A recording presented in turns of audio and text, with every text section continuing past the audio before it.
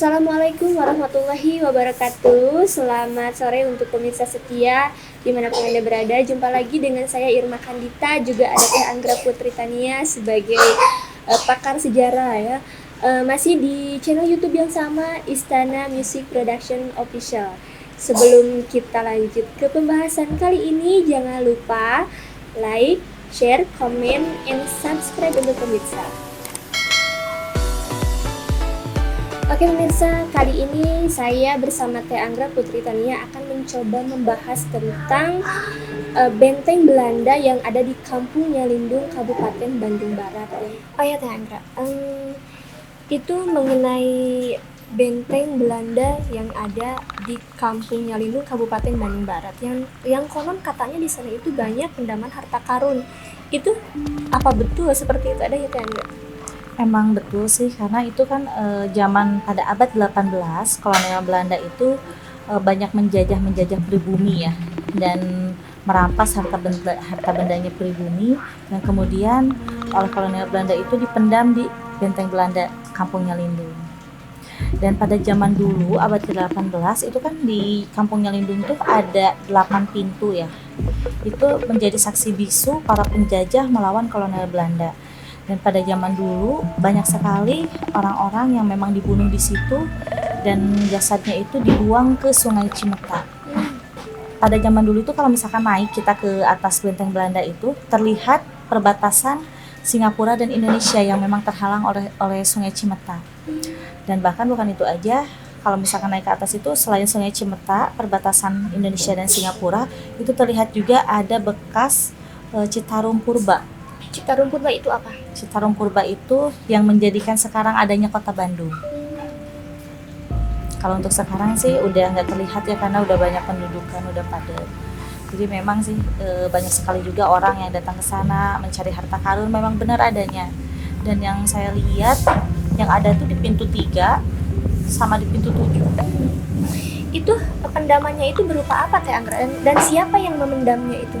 Kalau untuk yang memendamnya itu udah jelas ya, para kolonial Belanda. Dan itu berupa emas batangan, emas yang memang sudah menjadi perhiasan, terus koin-koin logam emas, dan juga ada dokumen-dokumen penting tempat penyimpanan harta karun yang lainnya yang memang disimpan di beberapa titik daerah Kabupaten Bandung Barat. Iya Teh Anggra, saya sempat mendengar tentang benteng Belanda itu bahwa katanya itu ada 12 titik benteng Belanda di Kabupaten Bandung Barat. Apa itu benar?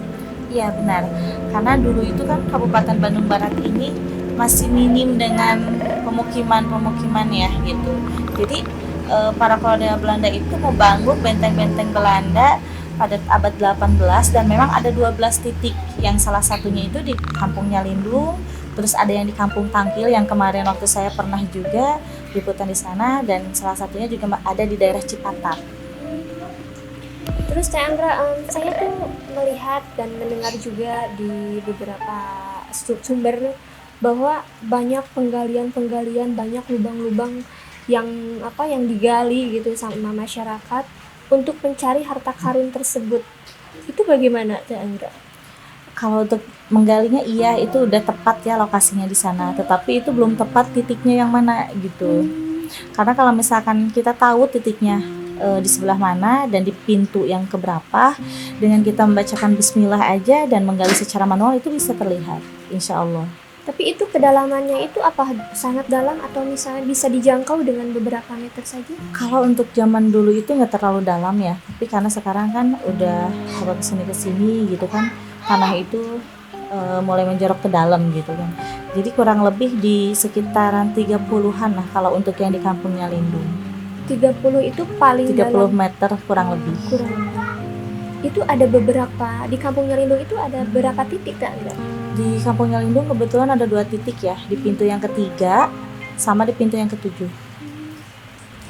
Oh ya Kak Anggra, konon katanya masyarakat, warga yang menggali di sana itu mereka tuh sampai menghabiskan uang yang cukup lumayan banyak, bahkan konon katanya sampai ada yang depresi karena mungkin terlalu mengeluarkan banyak uang untuk mencari harta karun itu. Menurut Teh Anggra itu bagaimana? Kalau menurut saya sih untuk mencari harta karun itu sebenarnya kita harus bisa membersihkan hati dan pikiran. Jangan sampai kita terlalu ambisius, akhirnya mendatangkan keserakahan dalam diri kita. Nah, kalau misalkan kita serakah dan ambisius dalam mencari harta karun tersebut, pasti kita akan lebih percaya kepada orang yang memberitahu dan memberikan informasi bahwa di sana ada. Dan biasanya bisa dikatakan orang yang memberitahunya itu mempunyai kelebihan lah ya gitu, mempunyai kelebihan. Tetapi dia itu memang tahu lokasinya di sana. Tapi yang saya lihat itu untuk titiknya mereka juga nggak tahu. Makanya di sana itu dia asal gali dan ada seseorang yang memanfaatkan kesempatan dalam kesempitan itu untuk menghabiskan uang orang yang memang ambisi terhadap harta karun. Kemudian mengenai harta karun itu sendiri, penanaman itu sendiri itu adakah yang menjaganya? Kalau untuk yang namanya emas itu juga udah ada di dalam keterangan surat Al-Jin ya, bahwa semua harta pendaman berupa yang ada namanya emas, logam mulia itu pasti akan ada yang menjaganya dari golongan jin. Dan sebenarnya untuk harta karun sendiri, kalau kita ingin tahu titiknya di mana, itu bisa menggunakan yang namanya ilmu kebatinan yang sesuai ada di dalam keterangan Al-Quran. Kita bisa mengamalkan surat Al-An'am, contohnya itu. Karena kan kita bisa melihat yang tidak diketahui oleh orang lain. Tetapi kalau kitanya rutin, sungguh-sungguh untuk membacakan itu dan ingin mengetahui di manakah titik tersebut, itu pasti akan ada ilapat yang datang dan memberitahu kepada kita. Dan di situ itu udah tidak bisa dipungkiri. Kalau tepatnya di sana, itu pasti di sana ada dan tidak mungkin tidak ada. Ya, enggak. Jika seandainya dari pemirsa masyarakat yang mungkin dekat dengan benteng itu dan mereka tertarik ingin tahu dan kemudian bertanya kepada Teh Anggra dan mungkin meminta bantuan kepada Teh Anggra, itu bagaimana menurut Teh Anggra? Insya Allah mungkin saya bisa bantu, tapi hanya untuk menunjukkan titiknya aja. Untuk selanjutnya saya tidak ikut campur, itu tergantung warga dan pemerintah setempat. Kalau misalkan ada izin gitu kan, silahkan itu tinggal warga aja yang menggali. Saya paling cuma menunjukkan titiknya dan kedalamannya berapa meter gitu. Kemudian sebenarnya mengenai pendapat itu, misalnya ada masyarakat menggali dan mendapatkannya, itu memang hak mereka atau mungkin harus seperti apa cara pengolahannya, cara pemakaiannya, itu bagaimana Teh Anggra? Kalau itu sih sebenarnya tinggal kesepakatan antara warga dan pemerintah setempat aja. Karena itu milik pemerintah tempat. Ya, karena itu kan zaman kolonial Belanda, hasil dari penjajah gitu kan, hasil dari penjajahan sampai akhirnya orang-orang yang dijajah oleh Belanda itu kan harta bendanya diambil, dirampas, terus oleh kolonial Belanda juga itu kan dipendam di tempat itu atau di tempat mana gitu ya. Berarti kalau misalkan siapapun orang yang bisa menemukan, ya itu tinggal koordinasi antara warga dan pemerintah setempat. Bagaimana caranya ya, paling juga diutamakan untuk kaum duafa dulu. Oh iya Teh Anggra, tadi sudah dikatakan sama Teh Anggra bahwa intinya adalah kembali lagi kepada hati kita, kebersihan hati kita, mungkin tanpa didasari adanya keserakahan, adanya ambisi yang terlalu besar gitu kan. Terus Teh Anggra, saya mau tanya, misalkan ada warga atau masyarakat yang hendak mengambil harta karun itu tanpa ada koordinasi, ibaratnya mereka sembunyi-sembunyi seperti itu ada dampak nggak Teh Anggra? Kalau untuk orang yang sembunyi-sembunyi tanpa koordinasi dengan warga lain dan pemerintah setempat, itu jelas akan ada dampak.